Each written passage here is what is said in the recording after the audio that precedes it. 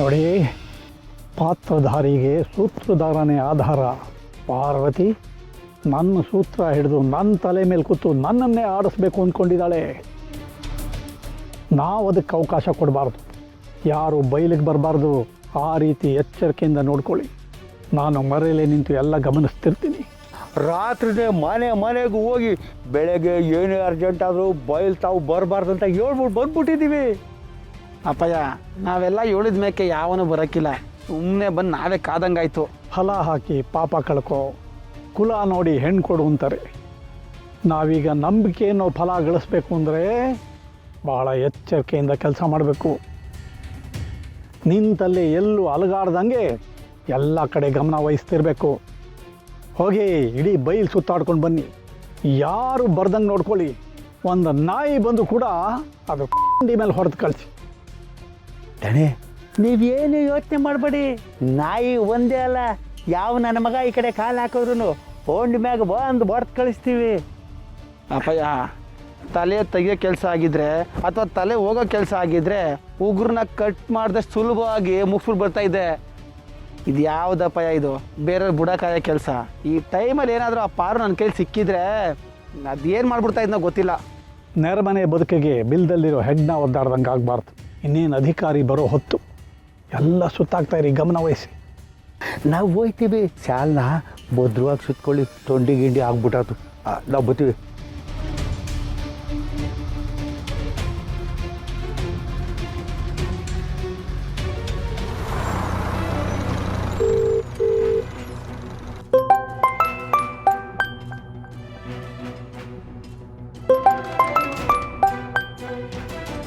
Hello, doctor Parvati ಅವರಾ? ಹೌದು, doctor ಪಾರ್ವತಿನೇ ಮಾತಾಡ್ತಿರೋದು. ನಾನು ಜಿಲ್ಲಾ ಪಂಚಾಯತ್ CEO ಮಾತಾಡ್ತಾ ಇದ್ದೀನಮ್ಮ. ಓ ಸಾರಿ ಸರ್, ನನಗೆ ಗೊತ್ತಾಗಲಿಲ್ಲ, ನಂಬರ್ ಸೇವ್ ಆಗಿರಲಿಲ್ಲ. ಹೇಳಿ ಸರ್. ಅಲ್ಲ, ಇದು ನನ್ನ ಪರ್ಸನಲ್ ನಂಬರು. ನೀವು ಕಂಪ್ಲೇಂಟ್ ಕೊಟ್ಟಿದ್ದೀರಾ ಅಂತ ಖುದ್ದಾಗಿ ನಾನು ಇನ್ಸ್ಪೆಕ್ಷನ್ಗೆ ಬರ್ತಾ ಇದ್ದೀನಮ್ಮ. Thank you sir, thank you so much. ನಮ್ಮ ದೇಶದಲ್ಲಿ ನಿಮ್ಮ ಹಾಗೆ ಅಧಿಕಾರಿಗಳು ಒಂದೊಂದು ಹಳ್ಳಿ, ತಾಲೂಕು, ಜಿಲ್ಲೆಗಳಿಗೆ ನಿಮ್ಮ ಥರ ಸಂಚಾರ ಮಾಡಿದ್ರೆ ನಮ್ಮ ದೇಶ ಮುಂದುವರೆದ ದೇಶ ಆಗೋಗ್ಬಿಡುತ್ತೆ. ನನಗೆ ಬೇರೆಯವ್ರ ಬಗ್ಗೆ ಗೊತ್ತಿಲ್ಲ. ನಾನು ನನ್ನ ಕೆಲಸಕ್ಕೆ ಪ್ರಾಮಾಣಿಕವಾಗಿ ನಿಯತ್ತಾಗಿದ್ದ ಅಭ್ಯಾಸ. ನಾನು ರಿಟೈರ್ಡ್ ಆಗೋವರೆಗೂ ಹೀಗೆ ಇರ್ತೀನಿ.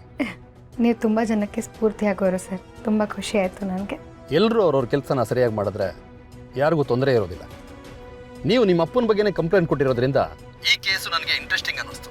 ಇದರ ಸತ್ಯಾಸತ್ಯತೆಯನ್ನು ತಿಳ್ಕೊಳ್ಳೋದು ನನ್ನ ಜವಾಬ್ದಾರಿ. ನಾನು ಇವಾಗ ಇನ್ಸ್ಪೆಕ್ಷನ್ ಬಂದಿದ್ದೀನಿ. ನೀವು ಹೇಳೋದೇನಾದರೂ ಸತ್ಯ ಆದರೆ ಖಂಡಿತವಾಗ್ಲೂ ನಾನು ಆ್ಯಕ್ಷನ್ ತಗೋತೀನಿ. ಅದನ್ನು ಹೇಳೋಣ ಅಂತ ನಾನು ಫೋನ್ ಮಾಡಿದ್ದಮ್ಮ. Thank you sir, thank you so much. ಖಂಡಿತ ನಿಮ್ಮ ನಂಬಿಕೆ ಸುಳ್ಳಾಗಲ್ಲ. ನಾನು ಸುಳ್ಳು ಹೇಳೋಳು ಆಗಿದ್ದಿದ್ರೆ ಈ ಹಳ್ಳಿಲಿ ಪುಟ್ಟು ಕ್ಲಿನಿಕ್ ಹಾಕ್ಕೊಂಡು ಉಚಿತ ಸೇವೆ ಮಾಡೋ ಪ್ರಮೇಯನೇ ಬರ್ತಿರಲಿಲ್ಲ.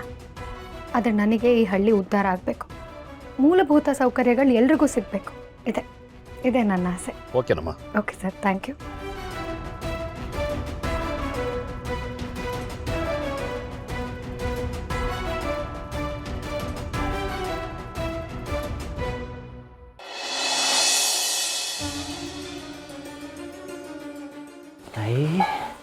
ನಾಟಿ ಕೋಳಿ ಯಾರೂ ಇಲ್ಲ. ನಾನು ಆಟಾಡಿ ಸಾಣೆ ದಿನ ಆಗೋಯ್ತು.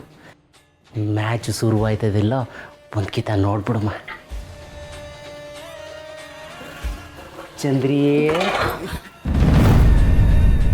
ಅಣ್ಣ, ನಿನ್ನ ಬಾಯಿಗಿಷ್ಟು ಬೆಡ್ ತುರ್ಕ ಮಾತಾಡ್ಸೋಣ ಅಂತ ಬಂದರೆ ಅಣ್ಣ ಅಂತೀಯ.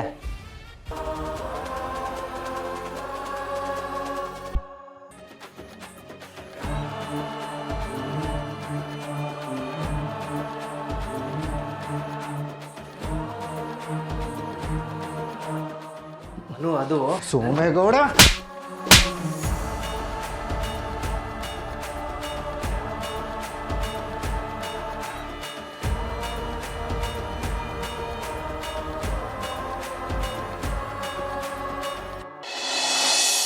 ಪಾರು ಪಾರು ಏ ಪಾರು ಒಸಿ ಬಾ ಬಾ ಬೇಗ. ಏನಾಯ್ತು ಮಾವ? ಯಾಕೆ ಮಗ, ಯಾರಾದರೂ ಏನಾದರೂ ಅಂದ್ರಲ್ಲ, ನನ್ನ ಮಗನಿಗೆ ಯಾರಾದರೂ ಏನಾದರೂ ಅಂದಿರ್ತಾರೆ. ಶಾರು, ಆ ಮಾಚಿ ತಗೊಂಬ, ಆ ನನ್ನ ಮಗನ ಗ್ವಾಮಗಳ ಕೊಯ್ದಾಗ ಬಿಟ್ಬರ್ತೀನಿ. ಏಯ್ ಸಂಕ್ರಪ್ಪ, ಓ ಯಾಕಯ್ಯ ನಾನು ಹೊಟ್ಟೆ ಉರಿಸ್ತೀಯ? ಹೊಸಿ ಶಾಂತವಾಗಿರು. ಏನು ಹಳೆ ಜಮಾನ್ದಾಗ ದೊಡ್ಡ ರೌಡಿ ನೀನು. ಅಯ್ಯೋ ನಾವಲ್ಲಪ್ಪ ನೀ.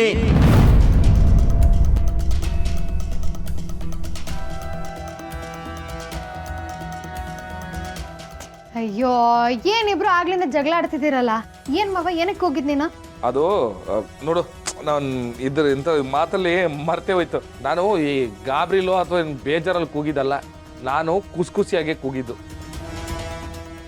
ಏನು ಮಗ ಅಂತ ಖುಷಿಸ್ಯಾ? ತೋಟ